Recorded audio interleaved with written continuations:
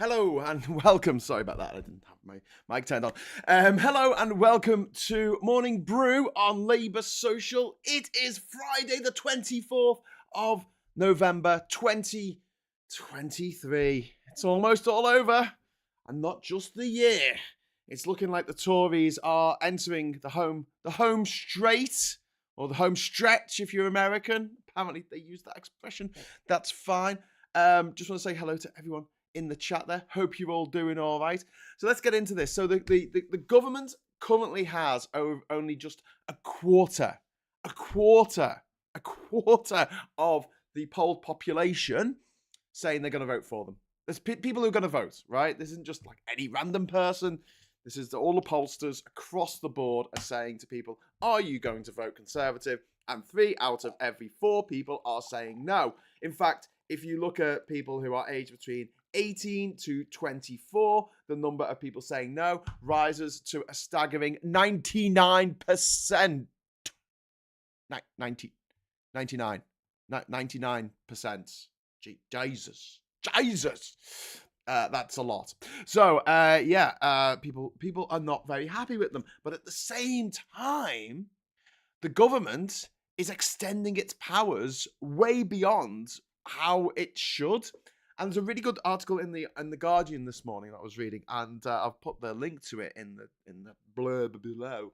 And essentially, it says Rishi Sunak is happy to have dissent in his own party, so much so that he allows Suella Braverman to write a breakup letter, the equivalent of Bart Simpson's suggested breakup text, which was "Welcome to Dumpsville, Population You." Maybe that was Homer Simpson. I can't remember. Anyway, the point being, it was a bit blunt. It criticised Sunak. Sorry, made him sound very weak. Well, said he was weak and ineffective and indecisive and just a terrible leader all round. Did he take the whip from her? No, he didn't. He didn't take the whip. Okay, why did you not take the whip off her? Because we allow dissent in our party. Okay, do you allow dissent on the streets? No. Now, this is really serious because people have been arrested in this country for thinking about protesting. That's some Minority Report shit going on right there. Thinking about protesting. I mean, what the hell? Seriously? We're going to do this? Thank you very much for the super chat. Sarah, she says, have a safe journey next week. Thank you very much, Sarah. I'm going to Ukraine next week. I may have mentioned it. To drop off some Christmas presents to children in Kharkiv. Well, it's going to get to Kharkiv. I'm dropping it off in Lviv, meeting up with our friend Rob there, and he's going to unload it into another van. We're going to film it all. I'm going to stream as much of it as I can, so please follow the journey, and it'll be on this channel. I'm going to put it on Labour Social. I don't care. I know it should probably go on its own channel, but I can't be bothered building up the subscribers again. So yeah, if you want to join in with that, you are very welcome to do so. If you've not watched this show before, if you want to join the live chat and you're watching this live, you have to subscribe and then you can join the live chat. If you can give us a like, that would really help the algorithm because this gets shared more depending on the ratio of how many people watch it to how many people like it. So if lots of people like it, it'll get shared more and that will help us out a lot. Don't forget, we only get about £1 for every 1,000 views on these videos. So, and on that on that note as well, super chats are open. Okay, so back to what we were talking about. So Rishi Sunak and his government, they are happy to have dissenters within the Tory party, but dissenters amongst us, the people? No, we're not having that. We're not having that. There's no appetite for a general election. Are you kidding me? If the Tory party were, say, 20 points ahead in the polls, I wouldn't be happy about it, but I'd be like, well, I suppose that could be something that could happen, yeah. And therefore, I don't really see the point in having a general election early because the Tories are obviously popular amongst idiots, but they are popular. Maybe we have more idiots than ever before. But that's not the case. They are 20 points behind consistently across all the polls, and they are around 20%, 20 points. And also that they've been there for over a year now, since Liz Truss's kamikaze budget, which destroyed confidence in the markets and in stocks and shares and in government bonds and in Britain in general to run a competent ship.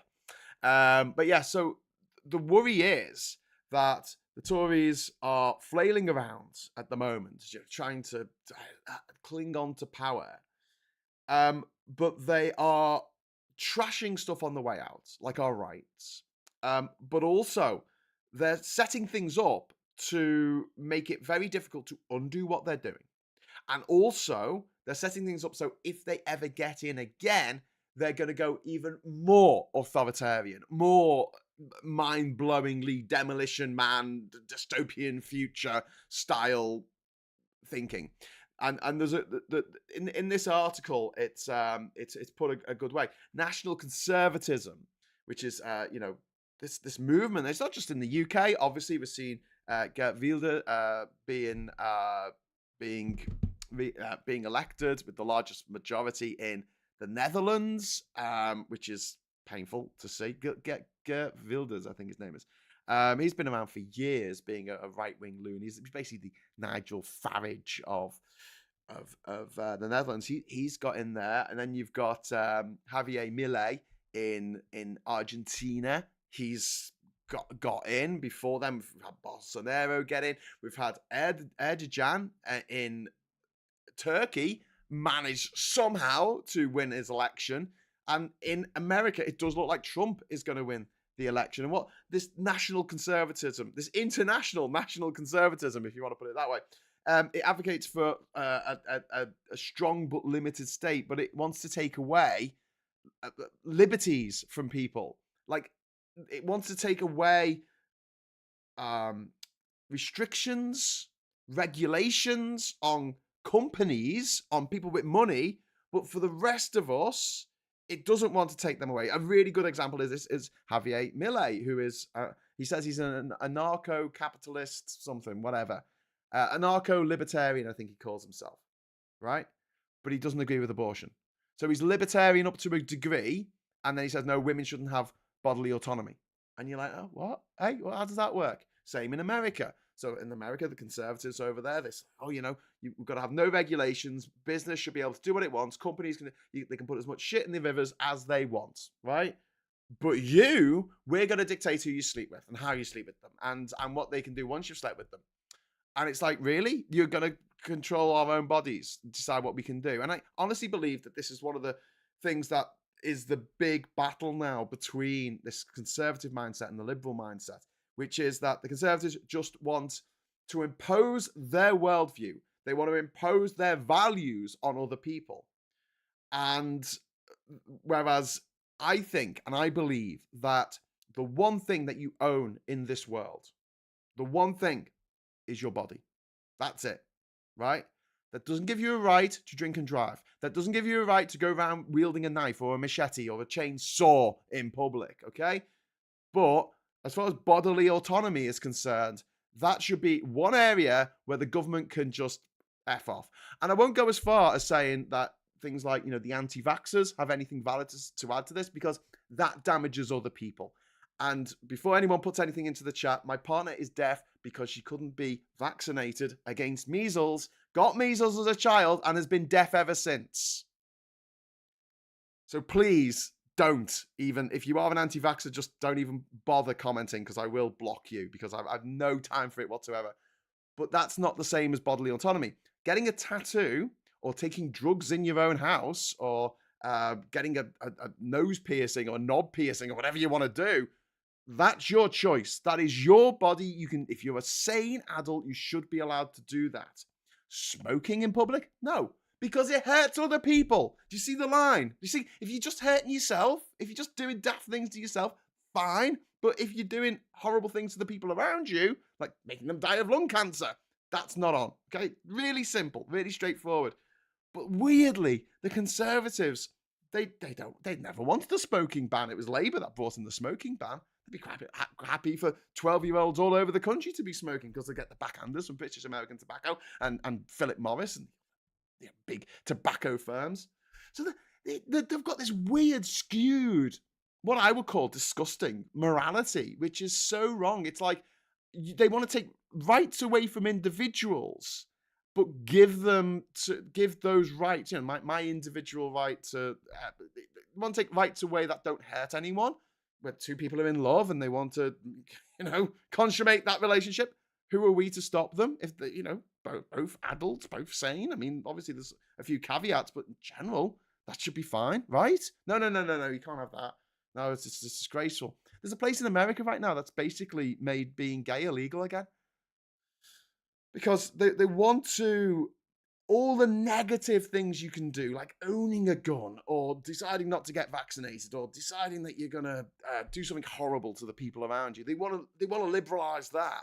But when it comes to your own bodily autonomy, things that don't actually hurt anybody else, they're like, no, no, no, no, no, you can't do that. And it's a twisted mind view, and it's they relying on the fact that there's older people who are still of that mindset. I often think about my parents' generation. My mum is a little bit younger, so she's a lot more liberal minded. But my dad, who was a few years older than her, his generation, oh my God, they hate gay people. You would not believe how much they hate. And there's no religious context for this. It's not because, oh, I read it in the Bible. They just hate gay people because they grew up believing that being gay was the same as being an abuser of children. They don't see the difference. They're just like, well, you're a deviant. And they all do that kind of thing, which is the kind of mentality that's taken hold in Russia at the moment, where LGBTQIA rights have just gone out of the window. It's quite disgusting. What's happened in Chechnya, in southern Russia, where there's people who are being literally put into camps for being gay, to be deprogrammed somehow. I don't know. It's horrible. It's horrifying. And then you've got places like Uganda, where you've got these American evangelicals coming over and telling the Ugandan government to punish being gay with the death penalty. With the death penalty. I mean, do you know how mad that sounds? But like, that older generation, not all of them, obviously, my mum excluded, because she's awesome and she doesn't have these opinions.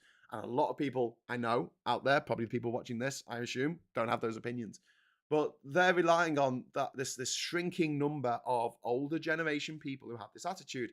And I don't want any accusations of ageism. So just say, put it this way: if someone over the age of 50 says something racist, you think, oh well, that's what they're like. If someone under the age of 50 says something someone under the age of 40, or someone under the age of 30 says something racist, someone under the age of 30 says something racist, honestly, your hair stands on end. You're like, what the hell? Seriously? What? Where'd you get that point of view from? And the Conservatives know this. This is why they're relying on twisting the elections, twisting democracy to fit them, because they know they can't win the popular vote. In America, the right wing haven't won the popular vote for nearly 30 years, except for one off, and that was after 9/11. So you've got this crazy situation where a majority of people, a majority of Americans, vote for the other person, like Hillary Clinton, but the guy with the fewer votes wins because of the Electoral College in America. And the Conservatives are quite happy to do that because they like distorting democracy. Something else they do is voter suppression, make it really difficult for people to vote, make it so that if you want to vote in certain states in America, or areas in America, you have to queue up all day. Good luck if you've got a full-time job, because you're not going to be able to vote. They want to make it difficult to put in postal voting, which discriminates obviously against people who are disabled and people who are working full-time jobs and can't spend the entire day queuing up outside a polling station to cast their freaking vote, because they're suppressed it. And they're doing the same thing in the UK with voter ID, which kind of backfired in the local elections earlier this year. But at the same time, like, the Tories have done this to disenfranchise groups, again, like the disabled, or people who are on low incomes and can't afford to go out and go to the polling station, be told, oh, you need some ID. Okay, what do you need? Driving license or a passport? Well, I don't have a driving license. I don't drive. I don't have a passport because I've never been able to afford a holiday outside the country. Oh, well, tough luck. You can't vote. Oh my God! Like, that's what the Tories have set up, because they know they can't win straight. They can't win a straight race. And when they complain about the Labour saying that they're going to bring in voting for 16 and 17-year-olds, which I massively support, by the way, they say, oh no, there's going to be more votes for Labour. And you're like, yeah, but it's more democracy, mate. What you want to do is take away that democracy. And that is really, really scary, because worldwide, conservatism is this, right-wing movement. But the thing is, they want that basically that they're going against the flow of demographics in the world. It's not just here in the UK or in the US. It's like the whole world. You're seeing generations coming up who are a lot more tolerant, are a lot more liberal in general, not everyone, But they're not getting their voices heard as much because the older generations are screwing us up by making it very difficult for people to get their voice across. So yeah, not a screed against older people in general. I'm just saying older people tend to be more conservative. However, now we're seeing for the first time in history a situation in the US and the UK in which people who are millennials and people who are Generation Y are becoming more liberal as they get older. And some Gen Zers are doing that as well, and even some boomers are doing that. I'm sure there's some boomers watching this who are saying, Graham, stop being so ageist. And I'm like, not you, not you. But I mean, this is the way the world is going. And the one thing that gave me a lot of hope was the fact that the British Attitude Survey in the 1980s, 90% of the people who responded to the British Attitude Survey in the 1980s, the height of the AIDS epidemic, they said that there was something wrong with being gay. Fast forward to today, and it's less than 5% say there's something wrong with being gay, anything wrong with being gay. Less than 5%. That's how attitudes have changed just in the last 40 years. Brilliantly. I mean, that's fantastic. We could do with something like that happening with transphobia going out the bloody window, because that seems to be the acceptable face of prejudice. You know, like anti-Semitism and Islamophobia. It's like, oh, well, you know, you can be a bit like that because, you know, reasons. No. Prejudice is just wrong. You can't blame an entire group of people on the actions of one person. You can blame if the whole group of people, like the Tory party, are all doing horrible things together and voting for horrible things and all voted for the kamikaze budget last year, which tanked our economy, then yeah, you could point to them and say, yeah, they're scum. Especially if one of their numbers says that Stockton, which is, you know, it's quite a nice place actually, all things considered, up here in the northeast, is a shithole. That's what our Home Secretary said. So yeah, I will tar the rest of the Tory party with that brush because they deserve it. When it comes to innocent women and children who just happen to be born in the wrong place at the wrong time, then no, it doesn't work that way. One Angry Pagan, thank you very much. It's disgusting how many people in the BBC audience on Question Time were on side with the Tories on benefits. I see this. I see the same from those who never suffered here too. Yeah, it's absolutely disgraceful. Thanks for the super chat. And Lego fan writes, thanks for Ukraine kids thing, Stephen Durant. Oh, thank you very much for the super chat there, mate. That's really kind of you. So just jump into the chat for the moment. Capped people just need to mind their own business. Well, yeah, I mean, that's it really. But you got to draw the line where it hurts other people, i.e. you can have a drink and you can drive, but you can't have a drink and then drive because you put people's lives in danger. And that's across the board. And I think that's really simple and a really understandable ideal that you say, whatever you want to do to yourself, that's fine. And I will extend that to legalizing all drugs. I will extend that to euthanasia. I think obviously abortion should be legal. I think you should be able to get tattoos at the age of 18 anywhere you want, and get piercings and do to your own body what you want.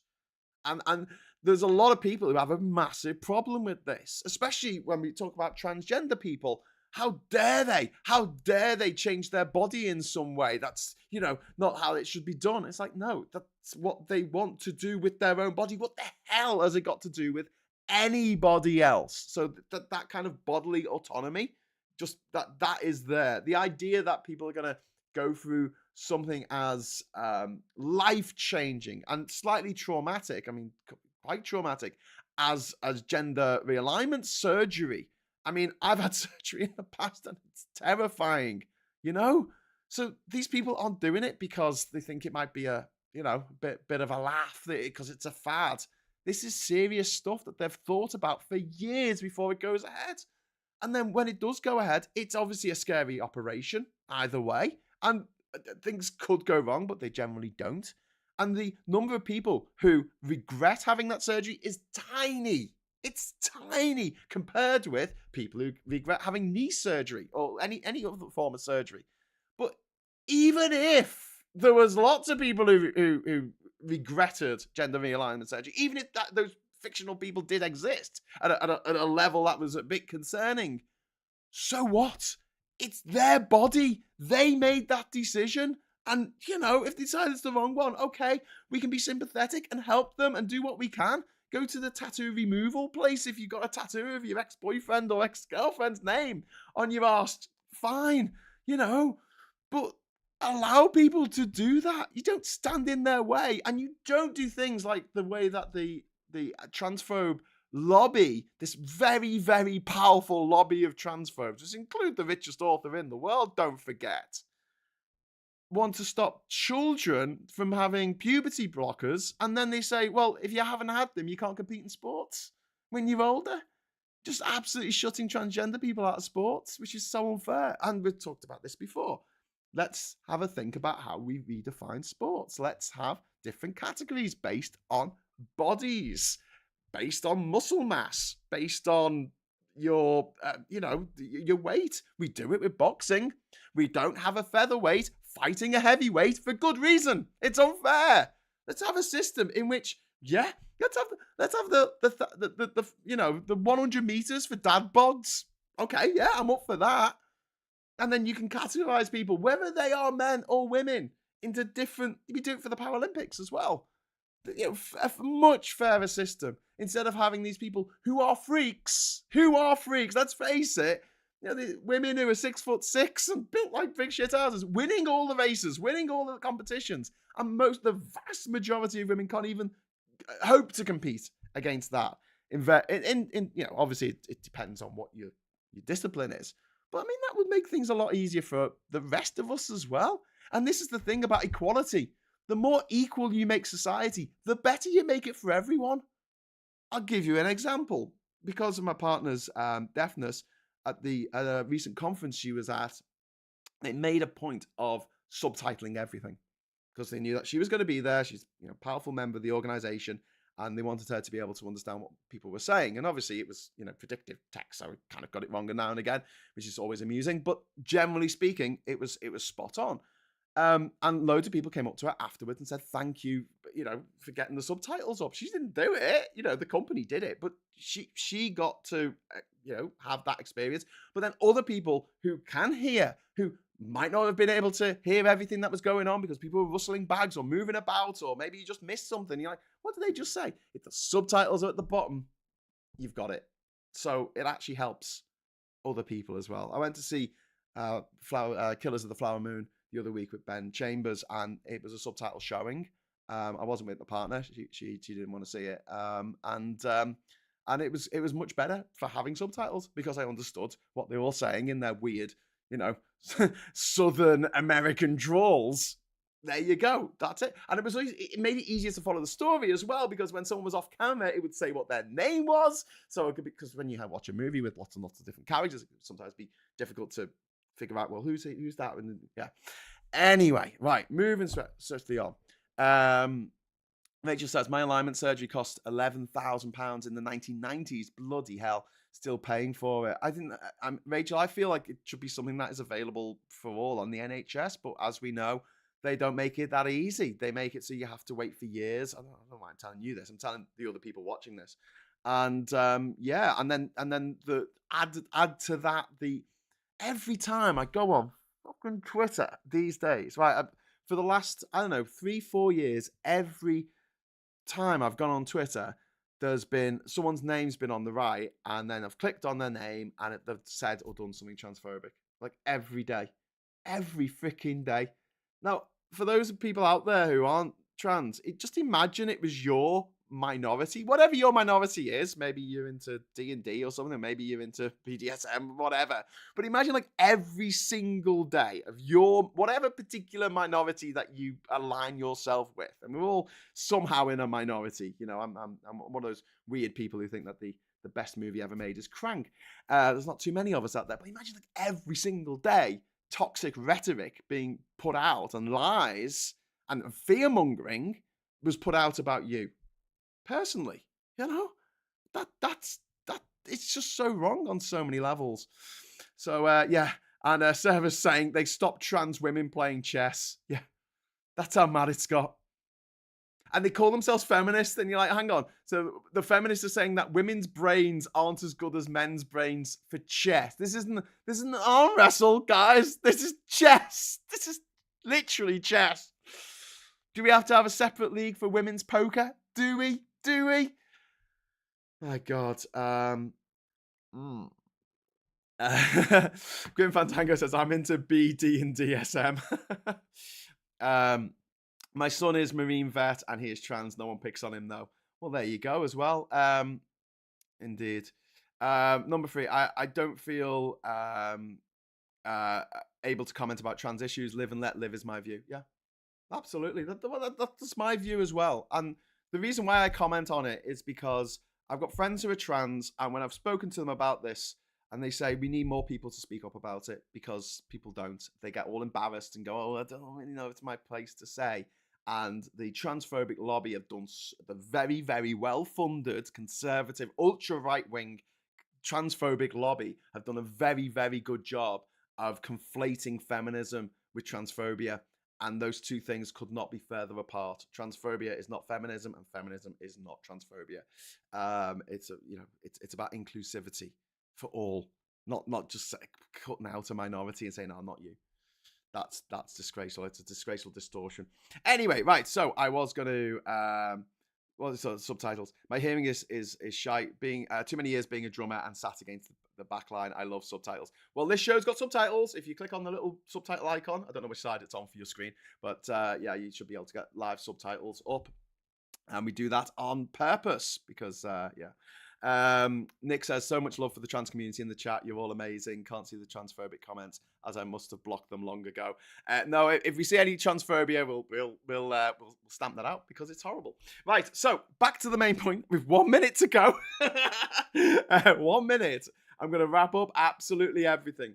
So yeah, I was just going to talk at the beginning about the Conservatives. They've got 6 months, maybe a year left in office, if that. And they are going to use every trick in the book to try and suppress the vote. They're going to become more and more authoritarian over the next few months. This is going to be a real tough ride for us. But we saw in the budget, they said, oh, we're going to reduce national insurance by 2%. You know, it got up by more than that in recent years. And literally the next day, it comes out that our bills, the energy price cap, it's called a cap, not a cap, it's just what it is. So let's just call it the price point. The price cap is going up by 5% in January.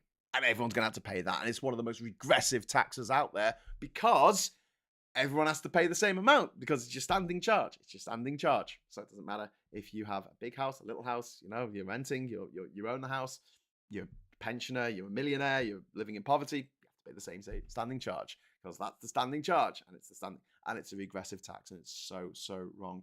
And the Tories are absolute bloody scumbags. One Angry Pagan, thank you very much for the £5 super chat. One of my best friends, Libby, was trans. She passed away a few years ago and her life was filled with abuse, disgusting societal behaviour. Oh, mate, I'm really sorry to hear about your friend. And thanks for the super chat. And yeah, I mean, I feel uncomfortable talking about this, but trans people have some of the highest levels of suicidal thinking about suicide than any other group. And to take people who are already finding life difficult, if you put it that way, to make their lives more difficult is disgusting. And we need to call it out whenever we see it and say, that is disgusting. How dare you? And don't put up with it when they try and shut you up by saying, oh, you're a man. How could you talk about feminism? I'm like, well, I'm more of a feminist than you are because obviously I want everyone to have equal rights, whereas you want to castigate and scapegoat and throw these false accusations at people who are trans because why? I don't know.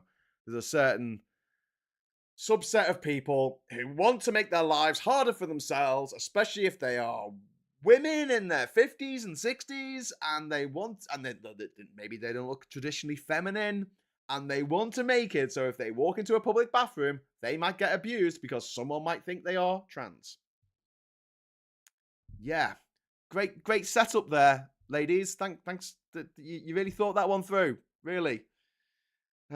Anyway. So yeah. These sinister sort of power grabs by the Tories are a bit disturbing. I don't think they're going to be able to cling on by any stretch of the imagination. But we will watch things with intrigue and alarm. a bit of a mixture of two. But yeah, I'm just hoping, when I say we've finally hit the home stretch, I really hope this is the last winter we have to have the Tories in power. And I know Labour aren't perfect, but let's just reiterate, this could be the mantra of Labour social, because we have people here who aren't necessarily Labour. We have people who are Greens, we have people who are Plaid Cymru, we have people who are SNP, we have people who are Lib Dems, etc. Labour might not deliver 100% of the stuff that you want. They might not even deliver 50% of the stuff you want. But then you still get 50% of the stuff you want. Under the Tories, you get 0% of the stuff you want. So that's your choice. Do you want 50% or do you want 0? Going into the next election. And obviously we are going to be pushing for the tactical vote here, because we don't want the Tories just beaten in the next election. We want them destroyed. And we'd quite like to see the Lib Dems, being the official opposition, move the Overton window, drag it to the left, forcibly drag that bloody thing. Because in the course of my lifetime, since I was born in 1979, the Overton window has just gradually moved more and more to the right, to the point where we're privatising vast parts of the NHS, which is absolutely disgraceful. Right, no time for the papers today, but I will be back at 1 o'clock with Phil Morehouse for the agenda, where we're going to be doing a roundup of the week. We're going to be talking about the budget, autumn statements. We're going to be talking about cleverly calling Stockton a shithole. We're going to be talking about Suella Braverman saying it's not her fault that immigration went up to like over 700,000, which is great for me. I love people from around the world. This is one of the reasons I travel, to meet people. And now I'm kind of restricted on my travel because of Brexit. But people from other countries are coming here, so I don't have to go anywhere. That's brilliant. Thanks very much, Tories. That's the one good thing you did. Loads of people from other countries coming here. It's what the Brexiteers voted for. Questionable Absanity says, is there any way to stop ads coming on during live streams? Or yes, it's all... YouTube changed the settings a couple of weeks ago. I'm sorry about that. Thanks for the £5 super chat. And when I'm sort of rushing, trying to go through everything, I don't necessarily tick the right thing, because it doesn't necessarily give you the same settings that you had last time. So it's supposed to be that I say when there's adverts, and I just don't when it's a live show. It's on minimum setting at the moment. So sorry about that. Okay, right, I'm going to get off now. If you want to go and listen to James O'Brien for a few hours, you can do that. That'd be great. And then come back to us for the agenda at 1 o'clock. And then we'll be back again for the Labour Social at 9 o'clock tonight, which should be quite fun. Tam won't be joining us, I don't think, because she's not feeling so well. But that's okay. And a big shout out to all of our patrons and all of our YouTube members. I've extended the outro now that you can watch with all your names on it. So if you'd like to add your name to the list, head over to patreon.com/Labour Social, or just become a member by pressing join on the button below that says join, and we will add you to the list, and you'll be able to join on exclusive after show talks on the Discord server.